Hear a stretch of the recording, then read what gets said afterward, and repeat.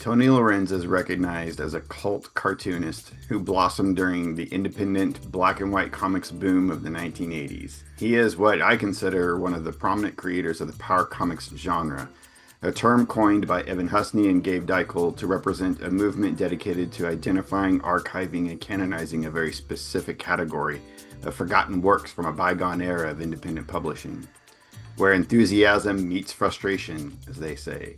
Tony is celebrated within the Power Comics community and was inducted into the Power Comics Hall of Fame as Power Creator in 2021. He's best known for his work on two notable fantasy adventure series, Jontar, which is often cited as the Citizen Kane of Power Comics. Tony Lorenz created the singular imagery for the hit first issue of this acutely offbeat comic series, and Savage World, a seminal work of Tony's that has been unearthed after decades of obscurity, recently published under a joint venture between Power Comics and Floating World Comics. Lorenz's aesthetic has been described as having the friction of a maritime fable unintentionally rendered in the style of 80s punk flyers, leading to its rediscovery as outsider art. He blends elements like Vikings, wizards, street gangs, and mystic wizards into an underground comics fever dream impossible to replicate today. Tony Lorenz, welcome to Psychonaut Sessions. Thank you so much for joining. Oh, thank you. Thanks for having me. I appreciate it. Yeah. So let's just kind of dive into really your origin story. So, I mean, you know, every great comic character has a great origin story, and often creators are asked, well, how did you get into comics? Well, I mean, we all have this kind of the same basic story of getting into comics for the most part, but what's your origin as a comics creator and actually creating comics themselves? I grew up in the Seattle area, and I started reading comics like in 1976. So I think that I started when it says still only 25 cents. Yeah. Not crazy, but yeah, I started reading comics, and from there, just I got more into the art, got more into the my favorite artist is George Perez. A lot of people know that already. But anyways, as I got into understanding the art, and it's like I really started getting into it, and when I moved from Seattle to a small town called Auburn, and I met up with a friend named Len Ackerman, and he got into, I think I might have got him into comics, I'm not sure, but and then all of a sudden we started, let's make our own comics. And the first thing we did was we did a couple issues of an Iron Fist. I basically was on typing paper. I drew it on both sides. I did a lot of swipes, a lot of John Byrne Iron Fist swipes. That's how you learn, right? Yeah. So we started there, and it was never published. I have the only copy, and but we did 2 issues, so I was like, wow, we were able to actually finish a comic, and very rough, but it was our first attempt. And then from there we I was always been a big Conan and Warlord, and those were great comics back in the 80s and 70s. Were. So that's how I kind of I came up with the idea for Savage World, and Len he pitched in, helped me flesh out the story, and I did the artwork, and we published one issue, 20 page, the first 20 pages. I had actually had probably, before I published that, I had probably 80 to 90 pages done. And my plans was to publish more. And my dad paid for the printing. It was 100 copies, cost $100, I think. So, and I advertised it in the Comic Buyer's Guide. I did a few ads. I probably got maybe 10 orders or less. So I never, and since my dad had to publish it, they never were published. The previous issues were never published at the time. So, but I kept drawing, and I've been going through the Buyer's Guide. I learned that other people were publishing and other people were looking for artists, and so I did like a 4-page character, kind of looked like the Spectre. I did a 4-page story for a fanzine. I can't remember the name of it. I did that, and then I think I saw an ad for Bill Miller looking for an artist, and I thought I'd sent him some of the Savage World stuff, but apparently from the interview with Bill that it was a Battling Ram story. Battling Ram, yep. That was never published either. And apparently I sent it to him, and I guess he kind of liked the backgrounds, the buildings and all that. So he said, "Oh, this guy might work out." And so from there, he sent me a script. We never talked. I never talked to him on the phone, or it was all via typed letters through the email or through the mail. So then I got the script, and I jumped into it. I was probably way over my head, and I think he was over his head, because it was apparently it was like 20,000 copies printed of that first issue, from what I understand. So I drew the issue. There was a few things I guess Bill didn't like that I apparently misinterpreted. And then he sent me the script for the second issue, and I did the second issue, but apparently he had hired another artist. I guess he got some recommendation that you need a better artist. Do you want this to work and all that? And that's the way it is. So yeah. And this was 84, 85, 80. Yeah, about 85, I think, because I think it was published in 86. Were you working with? So you mentioned George Perez as an influence. Were you? And you worked with him directly on the George Perez fanzine. So and for those in the audience that don't know, George Perez is,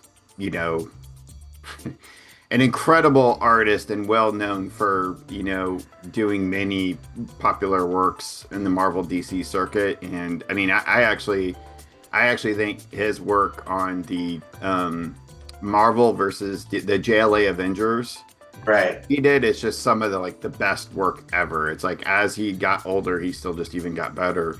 And that was just so epic. But I'm curious how you actually got to know him and started working with him. And well, it's kind of weird, I never imagined I would.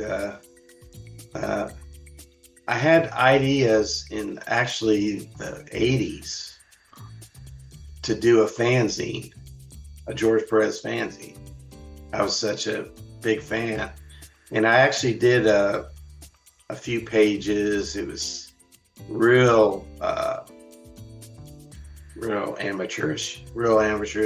Started with it, and it was a lot of work. And I'm like, man, I can't do this. This is too much. It wasn't until I met a friend, Marcus Meebs, that he really did all the production, and he made it look professional and all that. Once I met him, the idea just like, all right, well, maybe we'll try it again, and then I knew I was going to go to a big convention in Orlando, Florida, because I had moved to Florida, and George Perez was going to be there. He actually lives when he was alive, he lived just right outside Orlando. So I went specifically to meet him and pitch my idea. I was like, and I went to his table. Nobody was around him. I was shocked. I figured there'd be lines, but Right. there was nobody at his table at the time. And I went and pitched the idea, and I'm like, in the back of my head, I'm thinking who is this crazy kid? I don't know him. I don't want my reputation to, and he loved the idea. He says, okay, well, he said, the only thing I want to be involved. I'm like, I'm going to be working with George Perez. I was like, this is insane. This is not real. I'm dreaming all this. So he gave me his phone number, and I actually went to his house, and he gave me all kinds of copies of art. Mm-hmm. And actually, there was a few originals, just sketches, that was in there too. And then from there we went on. He was tough, because he was, it's like, oh, this is not right, da, da, da. Yeah. So, but yeah, for probably I published 20 consecutive issues, and then I did a kind of a tribute issue a few years later. But I did 20 issues over 20 years, and he was involved probably for the first 12 or 13 years. Then his health started going down, and he kind of backed away from that. But it was a lot of fun. Yeah, that's awesome. I mean, what a person to also be learning from and getting feedback from. And I'm sure, I mean, as I looked at your art progress over the years, I certainly see a lot of those types of influences of George Perez. I can see why Bill Miller, right? From Bill Miller. Yeah. Was looking at, and mentioned the buildings and your backgrounds, because a lot of artists, especially when they're starting out, don't do that. And that's something that's very clear from the very beginning, even the early Battling Ram stuff, Night Hunter, Savage World, you're paying attention to the entire gamut of things on the page and within the story. You're not just drawing figures on empty space. I did a lot of, like I said, not just George, a lot of artists. When I read a comic, I was really studying, because I was actually accepted to Joe Kubert's school. Yeah, I read about that in your interview with Evan. And so I really was serious about being a professional cartoonist, and didn't work out, but I think it worked out, because I think really that's a tough industry to really make unless you're the top of the top, it's hard to make a living at it. So it ended up, I got a great job, and so now my cartooning is pleasure. It's just not, there's no pressure. I seem to be in demand, so people want to work with me. So you certainly are now. So I mean, you kind of, after doing Savage World and John Tar, and I think you did some other things on the side, but it seems like that cartooning definitely wasn't in the forefront, and it's not like you were on the map nationally in any way. Oh no. For years. And then suddenly this YouTube channel pops up by Evan Hesney, who, for those that don't know, he's a producer for the Dark Side of the Ring show. He's got another show out on Hulu about heavy metal bands. It's pretty good. That's a really good one. I love it. He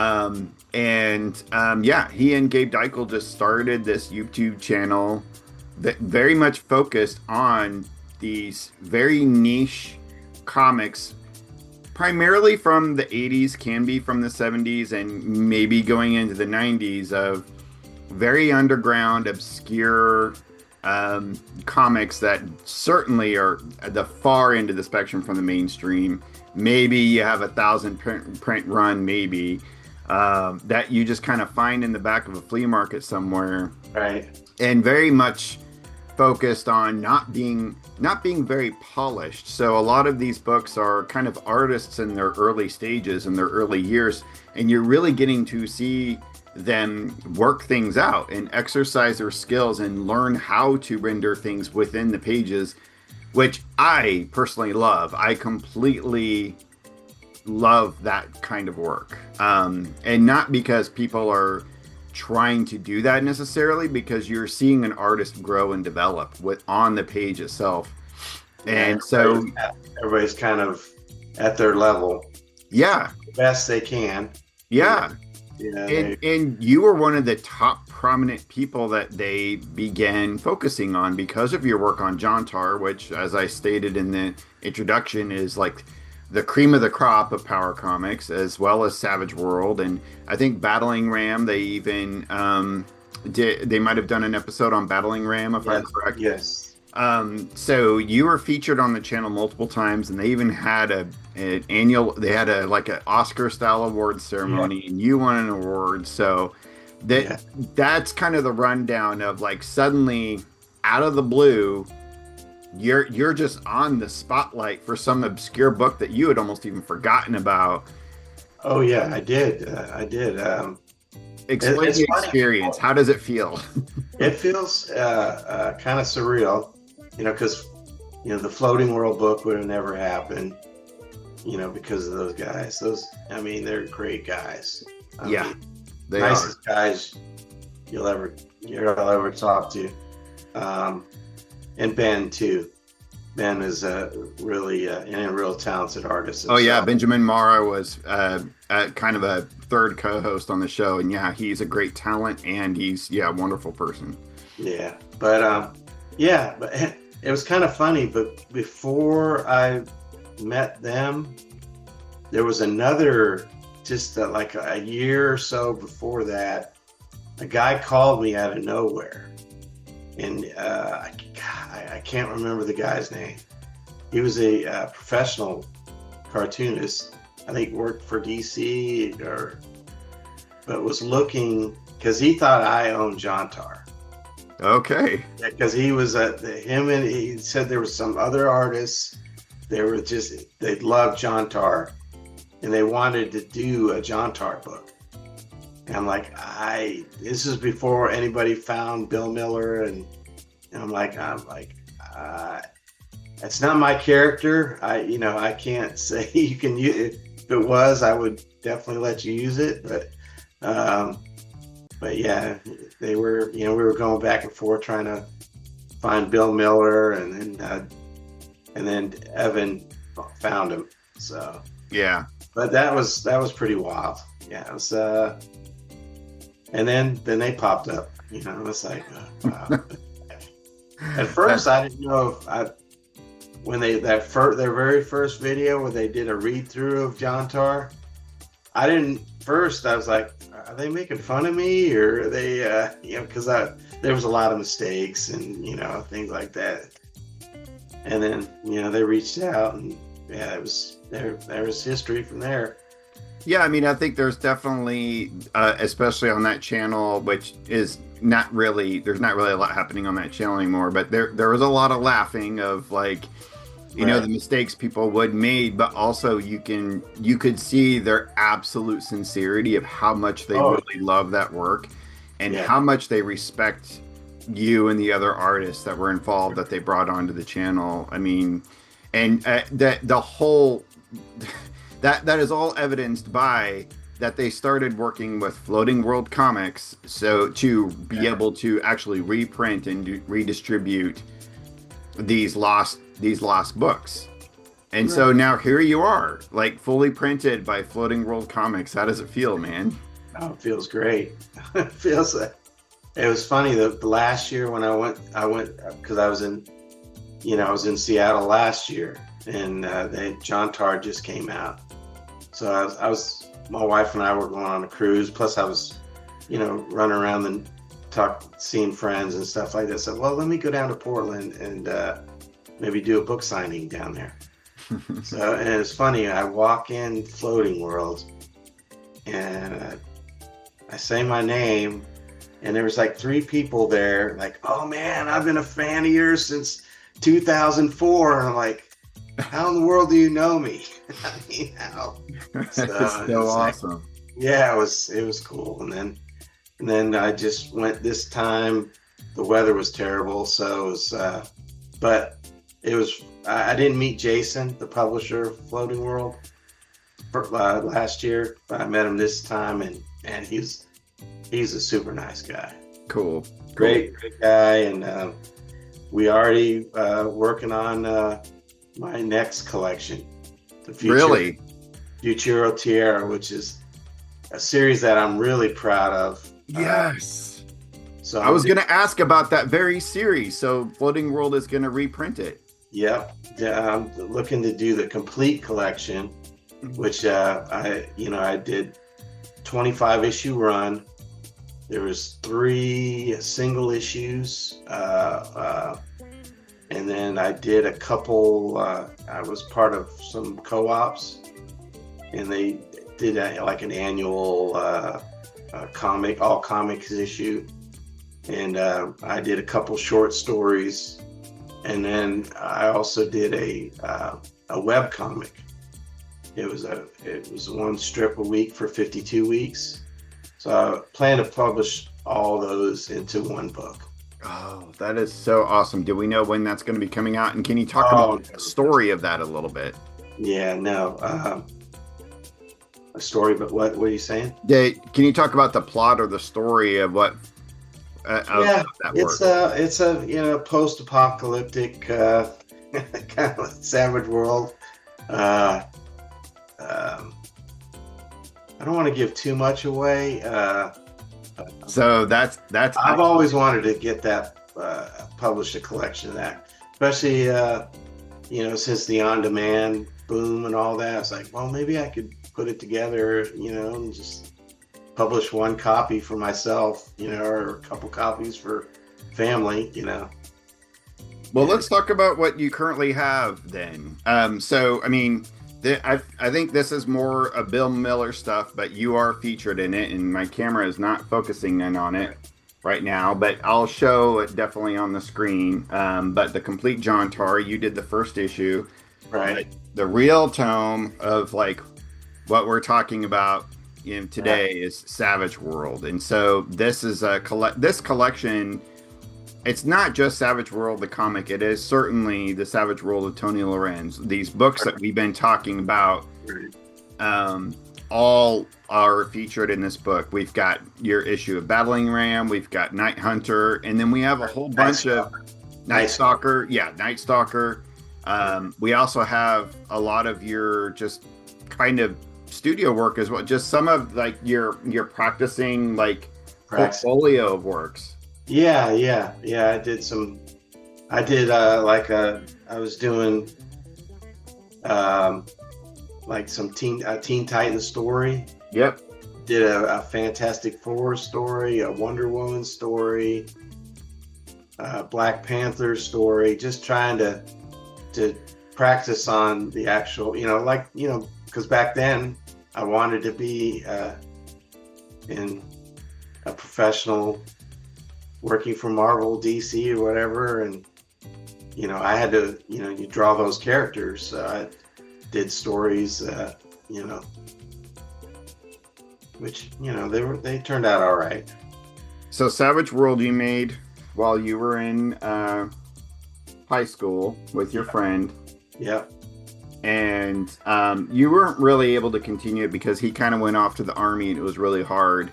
Yeah, he went off to the Army.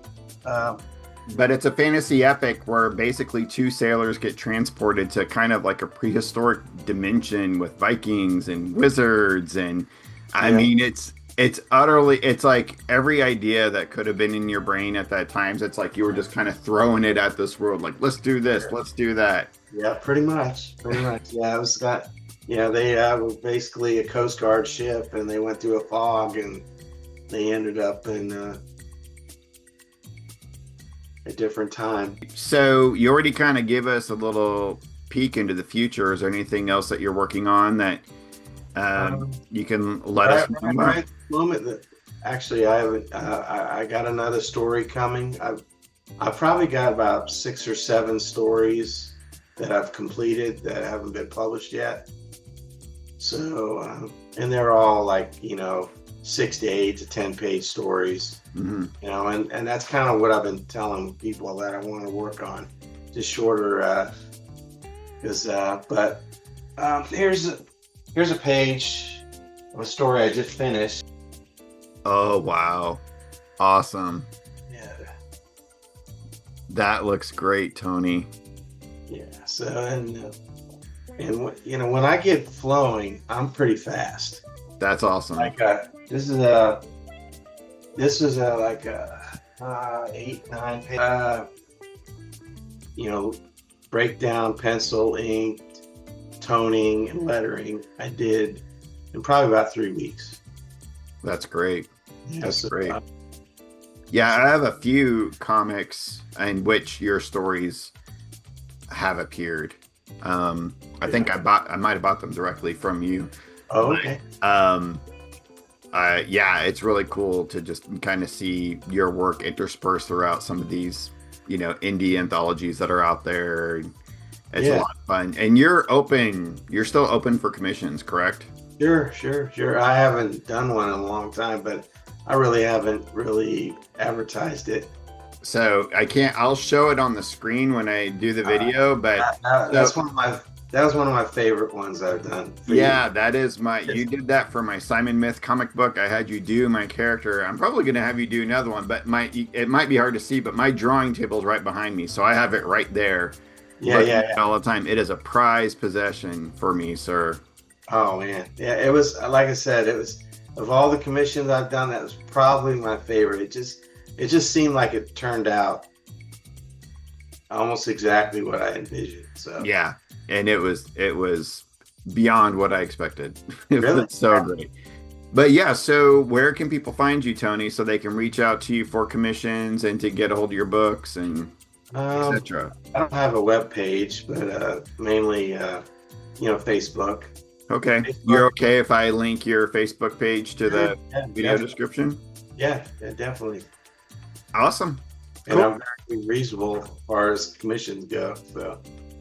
yeah. I mean, I thought you were perfectly reasonably priced. So much appreciated. Yeah. Well, thanks for joining us. I really encourage everybody to go out there and pick up Savage World by Tony Lorenz at Floating World Comics. You can also pick up the complete John Tar. And also just stay tuned to his page. He posts stuff all the time, so you always see what he's working on. So stay tuned to what he has coming up next. Yeah, you can, if anybody wants to buy an autographed copy, I'm selling it at cover price. You can order it directly through me. I have to get some more copies. I have to order some, but I'll also do a little head sketch. It was really difficult because the way that I'm left-handed and trying to draw on the page, but so I do a little head sketch of one of the characters. But like I said, if you're interested, just reach out to me on Facebook and I'll do one. Yep, please. It's very much worth it. I got one myself. Very happy with it. All right. Thank you very much, sir. I really appreciate you jumping on today. And it's been a while. We've been trying to do this for I know quite a while. I know, but it worked out, and it's always great to see you. So thank you very much, everyone, for sticking around. And again, check out Tony Lorenz and keep it psycho. All right, man. Thanks.